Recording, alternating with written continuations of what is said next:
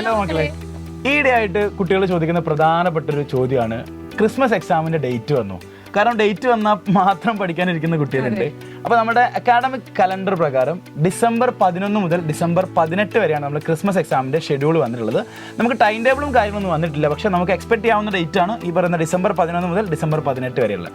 അപ്പോൾ ഇത്തവണത്തെ ക്രിസ്മസ് എക്സാമിന് ഒരു പ്രത്യേകത ഉണ്ട് അല്ലേ മിസ്സേ? അതെ, അതായത് ഇപ്പം കഴിഞ്ഞ ഓണം എക്സാമിനായാലും നിങ്ങൾ സ്കൂളിൽ സെറ്റ് ചെയ്യുന്ന ക്വസ്റ്റ്യൻ പേപ്പർ ആയിരുന്നു അറ്റൻഡ് ചെയ്തിട്ടുണ്ടായിരുന്നത്. പക്ഷേ ക്രിസ്മസ് എക്സാമിന് ഇതാ ഈ വർഷം ആദ്യമായിട്ട് നിങ്ങൾ കോമൺ ക്വസ്റ്റ്യൻ പേപ്പറുള്ള എക്സാം അറ്റൻഡ് ചെയ്യാൻ പോവാണ്. അതായത് ഗവൺമെന്റ് സെറ്റ് ചെയ്യുന്ന ക്വസ്റ്റ്യൻ പേപ്പറിൽ നിങ്ങൾ എക്സാം അറ്റൻഡ് ചെയ്യാൻ വേണ്ടി പോവാണ്. അപ്പോൾ കുറച്ചും കൂടെ സീരിയസ്നെസ് അവർ എക്സാമിന് കൊടുക്കേണ്ടതായിട്ടുണ്ട്.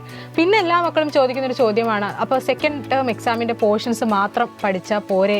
പലരും വിചാരിക്കുന്നുണ്ടായിരിക്കും നമുക്ക് സെക്കൻഡ് ടേമിലുള്ള എക്സാമിനേഷനുള്ള പോർഷൻസ് മാത്രം കവർ ചെയ്ത് കഴിഞ്ഞാൽ ക്രിസ്മസ് എക്സാമിന് എഴുതാം, അതാകുമ്പോൾ ഒരു 4 ചാപ്റ്റർ അല്ലെങ്കിൽ ഒരു 3-5 ചാപ്റ്റർ മാക്സിമം അത്രയല്ലേ ഉള്ളൂ. പക്ഷെ അങ്ങനെയല്ല, നമ്മൾ ഓണം എക്സാമിന്റെ പോർഷൻസ് കൂടി ക്രിസ്മസ് എക്സാമിലേക്ക് പ്രിപ്പയർ ചെയ്യേണ്ടത്. അങ്ങനെ നോക്കുന്ന സമയത്ത് എനിക്ക് തോന്നുന്നു 9 ചാപ്റ്റേഴ്സ് 8 ചാപ്റ്റേഴ്സ് ഒക്കെ ഓരോ സബ്ജക്റ്റ് നമുക്ക് പഠിക്കാനുണ്ട്. സോ അത്ര സമയം ഉണ്ടെന്നുള്ള കാര്യമൊക്കെ നിങ്ങൾ ആലോചിക്കുക.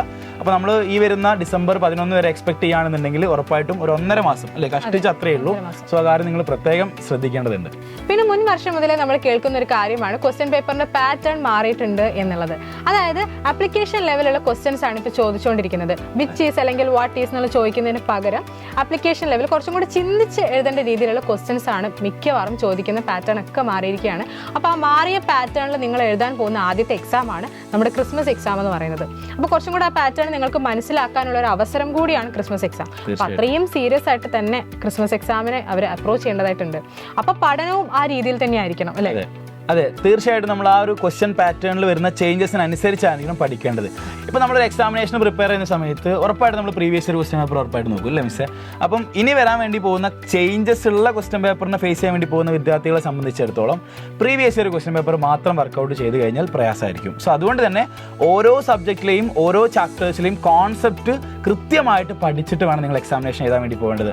ചിലർ വിചാരിക്കും ഈ ടോപ്പിക് ഉറപ്പായിട്ട് പരീക്ഷയ്ക്ക് ചോദിക്കില്ല, അതുകൊണ്ട് ഇത് സ്കിപ്പ് ചെയ്യാം, ഇമ്പോർട്ടൻ്റ് ആയിട്ടുള്ള സാധനങ്ങൾ മാത്രം പഠിച്ചിട്ട് പോകാൻ വിചാരിക്കും. അങ്ങനെ ഒരിക്കലും ഇനി നടക്കില്ല. ചാപ്റ്റേഴ്സിലെ എല്ലാ കാര്യങ്ങളും ഡീറ്റെയിൽഡ് ആയിട്ട് കോൺസെപ്റ്റ് ഓറിയന്റഡ് ആയിട്ട് നിങ്ങൾ പഠിച്ചു വെക്കുന്നത് വളരെ പ്രധാനപ്പെട്ടതാണ് അല്ലേ മിസ്സേ? പിന്നാണെങ്കിൽ നമുക്കിനി അധികം സമയമില്ല. അപ്പം ഇത്രയും രീതിയിൽ പഠനം മുന്നോട്ടേക്ക് കൊണ്ടുപോകണം. നമ്മൾ ഒരിക്കലും ക്വസ്റ്റ്യൻ ചോദിക്കില്ല എന്ന് കരുതി മാറ്റി വെക്കുന്ന ഭാഗങ്ങൾ കൂടി നമ്മൾ ക്ലിയർ ആയിട്ട് പഠിക്കണം. അത് വളരെ ഇമ്പോർട്ടന്റ് ആണ്. അതെ, കോൺസെപ്റ്റ് ഭയങ്കര ക്ലിയർ ആയാൽ മാത്രമേ ആപ്ലിക്കേഷൻ ലെവൽ ക്വസ്റ്റ്യൻസ് അറ്റൻഡ് ചെയ്യാൻ പറ്റുള്ളൂ. അപ്പോൾ അതൊക്കെ പഠിച്ചു തീർക്കാനുള്ള സമയമാണെങ്കിൽ ആകെ 1.5 മാസമാണുള്ളത്. അത്രയും പോർഷൻസ് എനിക്ക് ഒന്ന് 70 to 75% പോർഷൻസും ക്രിസ്മസ് എക്സാമിന് പഠിക്കാനുണ്ട്. അപ്പോൾ ആ രീതിയിൽ ഇപ്പൊ തന്നെ പഠിച്ചു തുടങ്ങേണ്ട സമയമായിട്ടുണ്ട് അല്ലെ? പഠിക്കാത്ത കുട്ടികളാണ് പറയുന്നത് പഠിച്ചു തുടങ്ങിക്കോളാം, ഇനി അധികം സമയമില്ല. അപ്പോൾ ഇനി കുറച്ചും കൂടി സിസ്റ്റമാറ്റിക് ആയിട്ട് നിങ്ങൾ പ്രിപ്പയർ ചെയ്യണം. നിങ്ങൾ ഇപ്പോഴും നമ്മുടെ യുവ ബാച്ചിലേക്ക് അഡ്മിഷൻ തുടർന്നുകൊണ്ടിരിക്കുകയാണ്. കോൺസെപ്റ്റ് ഓറിയന്റഡ് ആയിട്ടാണ് നമ്മൾ ക്ലാസ്സുകളൊക്കെ പോകുന്നത്. അതുമായി ഏറ്റവും ഇമ്പോർട്ടൻ്റ് എന്ന് പറയുന്നത് നമ്മളൊരു ചാപ്റ്റർ കഴിഞ്ഞാൽ അതിൻ്റെ റിവിഷൻ കൊടുക്കുന്നുണ്ട്. ആ റിവിഷൻ കൊടുത്തിട്ടാണ് ആ ചാപ്റ്ററിൻ്റെ എക്സാമിനേഷൻ നിങ്ങൾക്ക് ആപ്പിൽ നമ്മൾ എക്സ്ക്ലൂസീവ് ആയിട്ട് പ്രൊവൈഡ് ചെയ്യുന്നത്. സോ ഇപ്പം നമ്മൾ എക്സാമിനേഷൻ പ്രിപ്പയർ ചെയ്യുന്ന സമയത്ത് ആ റിവിഷൻ ക്ലാസ് മാത്രം കണ്ടാൽ മതി.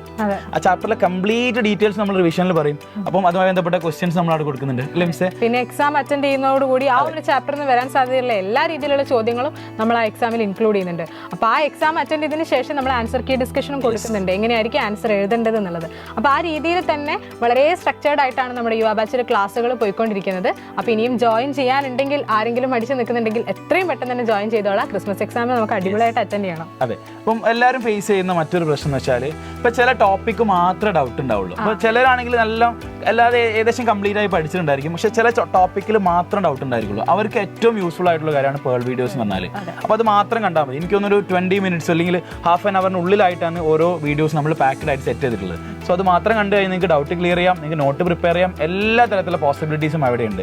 സോ ഇനി സിസ്റ്റമാറ്റിക് ആയിട്ട് നിങ്ങൾക്ക് ഈ വരുന്ന ക്രിസ്മസ് എക്സാമിനും അതേപോലെ തന്നെ പബ്ലിക് എക്സാമിനും പഠിക്കണമെന്നുണ്ടെങ്കിൽ സെറ്റായിട്ട് അടിപൊളിയായിട്ട് മാർക്ക് കിട്ടണമെന്നുണ്ടെങ്കിൽ യുവ ബാച്ചിലേക്ക് മിസ് പറഞ്ഞ പോലെ തന്നെ എത്രയും പെട്ടെന്ന് അഡ്മിഷൻ എടുക്കുക. നമുക്ക് അടിപൊളിയായിട്ട് ക്രിസ്മസ് എക്സാമിലേക്കും പബ്ലിക് എക്സാമിലേക്കും ഒക്കെ തന്നെ ഉഷാറായിട്ട് പ്രിപ്പയർ ചെയ്യാം. അപ്പോൾ മക്കൾ എല്ലാവരും ക്രിസ്മസ് എക്സാമിന് വേണ്ടിയിട്ട് നല്ല അടിപൊളിയായിട്ട് തന്നെ പ്രിപ്പയർ ചെയ്യാം. അപ്പോൾ